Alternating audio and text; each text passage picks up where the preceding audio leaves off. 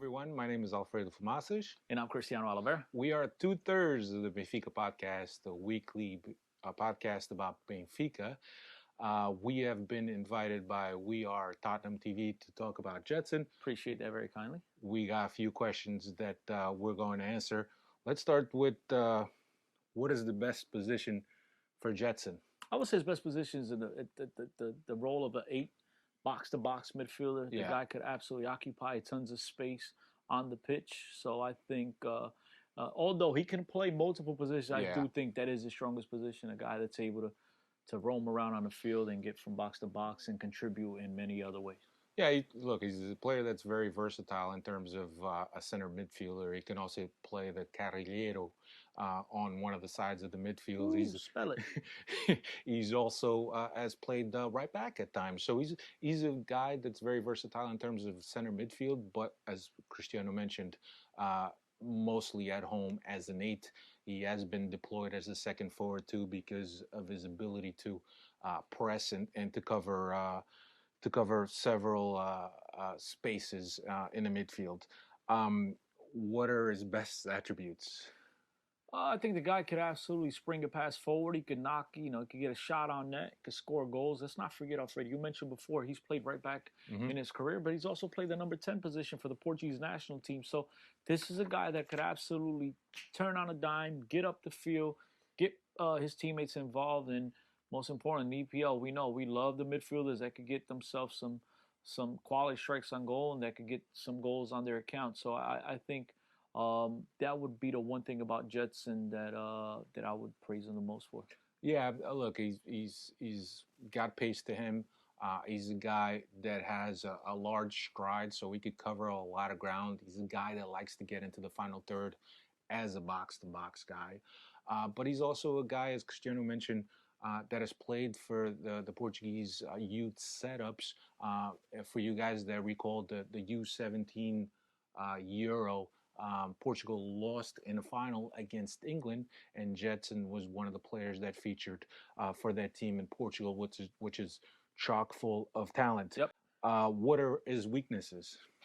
Weaknesses. I mean, I think his weaknesses is just staying consistent. This is a player that unfortunately picked up an injury in leading up to the preseason. This past going into the 2019-2020 season, he picked up an injury, and then he hasn't been as consistent as he's been under a coach like Rui Vitória. When Bruno Lage came in, kind of started plucking him in at different positions, and he hasn't gotten that game rhythm, the same game rhythm that he got under the previous coach in Rui Vitória. And so I think consistency is I would say is his weakness right now as we speak. Yeah, in my opinion, he doesn't really have a glaring weakness or weaknesses. But as all players, a 21-year-old player, there's still a level of progression that he needs to attain. And players like that sometimes need time to get there. They need confidence. And I think as a young player starting for Benfica's main team, confidence was something that he needs. He sometimes needs that little love by the coach or even by the fans to be able to flourish, to be able to have the confidence, and to be able to display and this is a kid all of his skills. That's joined the Benfica youth setup at the age of 10. He's a lifelong Benfiquista. Yep. Making his debut and playing at the Estádio da Luz, 65,000 strong, screaming his name. The pressure, not everyone can cope with that type of pressure. And look, to his credit, he did adapt to it. He did play well under Rui Vitória, but unfortunately, with the coaching change, he hasn't been the same player that we saw before. Yeah, look, he has a kid that has pedigree, right? He's played for Benfica's 4 years in a row, was champion for Benfica U19 teams for the A, B, C, and D teams. So he's a kid that has pedigree, and as Cristiano mentioned, has been with Benfica's youth system since he was at a very, very young age. How highly do you rate him? I mean, look, I think this is the type of guy that can be one of the first names on your sheet, as far as one of the first 11 names that a coach could turn to and count on, because, again, he could do a bunch of everything. There's nothing, again, that he can't really do. I think consistency, as we stated before, is the one main concern with him, but the guy can defend, he could track back, he could attack, he could make a pass. He could get a shot. He's a very athletic guy. So on a scale of 1 to 10, just to give you a rating, look, the guy can get all the way up to a high 7, a high 8. Again, going into the Premier League is a totally different beast. We know the physicality and the pace of play is totally different than what we're accustomed to seeing in Portuguese football. But look, this is a kid that's played at the highest level in Portugal, has been a national team player, as we stated. He's absolutely played with the best players at his age group. And so I think at some point he will adapt. It's just a matter of how many minutes will Jose Mourinho give him. Look, at this time, I think that he has to hit his progressions and his goals that he sets for himself. And I think that overall, I think Mourinho has to be patient with him. He's not a guy that's currently in a position to come in and make an immediate impact as a starter for Spurs, in my opinion. But he's a kid that he has an 18-month loan to prove himself.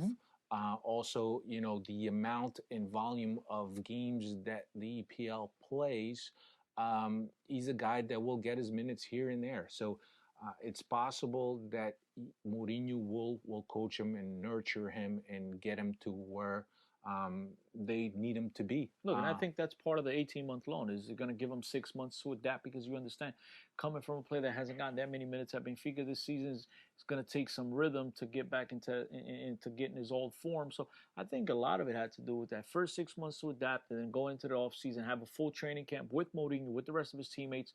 Once he's adapted to English football, then he's ready to be let loose. Yeah.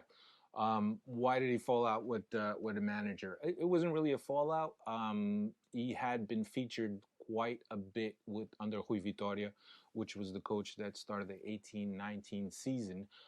When the coaching change happened in the beginning of the 2019, along with that, there was a change in the system. And I think that he falls a victim to really a change in the system, and the role in the midfield that Bruno Lage wanted for his players wasn't really a role that suited GEDSON's qualities. He was given some chances. He was deployed at some positions higher up on the field, such as a second striker, to be somebody that helps in the first line of pressure. But I don't think it was really a fallout more than it was a change in the system, and it was just one of those guys. I don't think it was a fallout at all. I think, like you said, it was a change in the system. And I think, if you guys recall, Bruno Lage basically stuck with the same 11 week in, week out, and he just happened to be one of the guys on the outside looking in.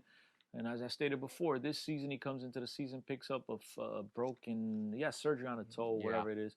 And he was behind the 8 ball, he was behind the rest of his teammates, and it just took him that little bit extra to get into the flow of things. While everyone else was healthy, they just got ahead of him, and I think the team started playing well, and Lage has shown his tendency to stick with what's working, and I just think that's what's really hurt him.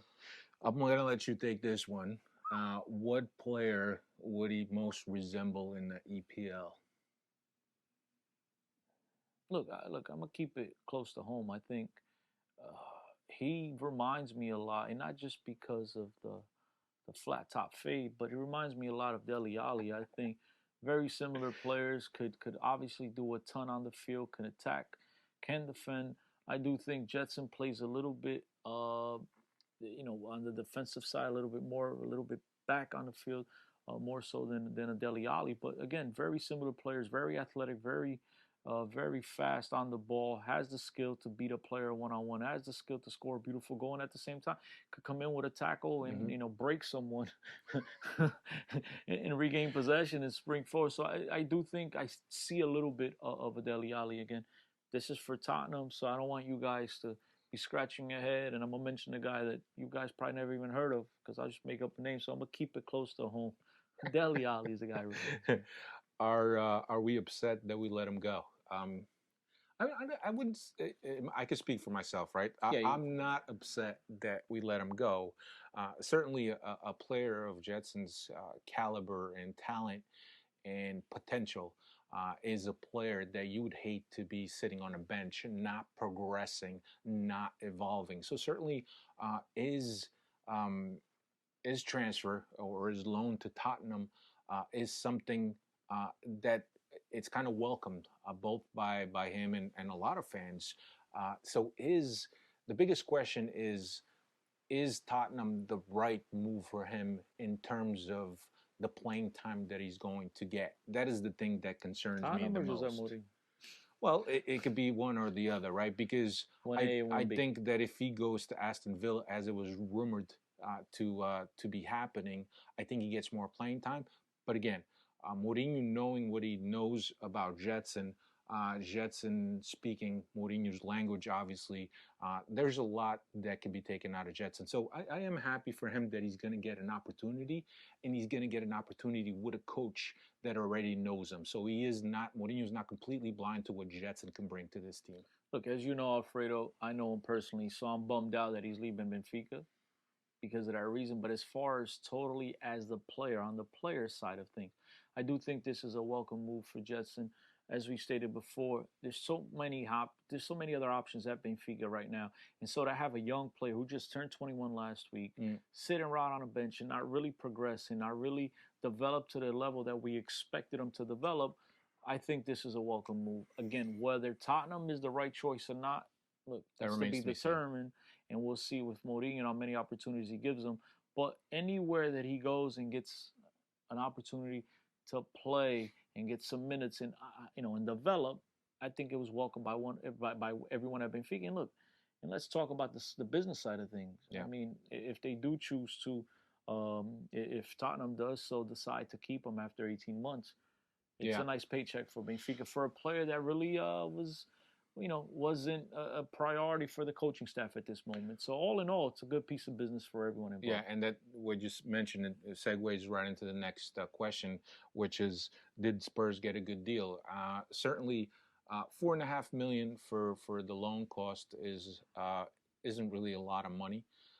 But I think the biggest thing in this deal is the fact that Spurs is going to have him for 18 months. Yeah, absolutely. So as Cristiano mentioned, gets to get acclimated to the team in the second half of the season and this year, goes into full preseason camp next year, and then has a chance to really being already acclimated to give his contribute to the team. So the 18-month, I think it's perfect, and I think it's a great deal. And look, let's not forget, guys, this guy was alongside João Felix, right? Playing on the national team, playing at Benfica, highly touted. And we've seen the astronomical numbers that Benfica's been selling players for. So ultimately, if he does turn out to be the real deal, this will be a bargain for Tottenham. So all in all, good deal. They get 18 months to check him out, drive him, take him for a test drive, see if he's the goods. If not, all they've wasted is $4.5 million on a loan plus his salary, and everyone is happy. Oh, well, not everyone will be happy. I don't think Benfica will be too happy about not getting the 50 mil. But as far as Tottenham's side, they'll be happy that, they didn't really invest that much time in him if he's not worth it. And if he is, they might have gotten themselves a bargain. Yeah, 50 million is certainly a hefty amount, but like Cristiano says, for EPL clubs is nothing. That's pocket change. Like Cristiano says, Tottenham will get a chance to drive and redrive and another redrive Jetson before they pull the trigger. Certainly 50 million, yes, but if Jetson turns out to accomplish or achieve or get to the potential that he has and everything that's been put on him, it's certainly 50 million. I think that's in line with what Benfica has been selling players for. So, yeah, look, all in all, I think it's a good risk on both sides. He gets to go to London, where his family lives. Mm-hmm. They've lived in London over the last decade or so, even though he's been in Lisbon playing with Benfica. His family, his parents have been in London, so this brings him closer to his family. He gets to play for a coach that is a legend in Portugal, Jose Mourinho. So hopefully Mourinho does give him an opportunity based on that, if not for anything else. And then, he's playing one of the biggest clubs in the world, beautiful stadium, playing in EPL. Who the hell wouldn't want to play in EPL, play at Tottenham? So maybe change the scenery is what he needed, and maybe this is the start of something great here. Yeah, but you bring up a great point in his family already living in London, and for any young player that moves to another country, not having the support of your family around you can somehow be detrimental to you adapting to your new surroundings, to your new club, to your new country. But being that Jetson's family is already there, being in the country already for a lengthy time of period is only going to help him adapting to the club. Maybe that's what he's missing at Benfica over the last year and a half, just a good home-cooked meal. Could be. Who knows? And now he'll get that in London with his parents next to him. That's right. Well, that's all we got. I hope that we answered all the questions that you had the right way. My name is Alfredo, and I'm Cristiano. Yeah, and we're part of the Benfica podcast. Thanks, everyone, and thanks for the opportunity. Take care.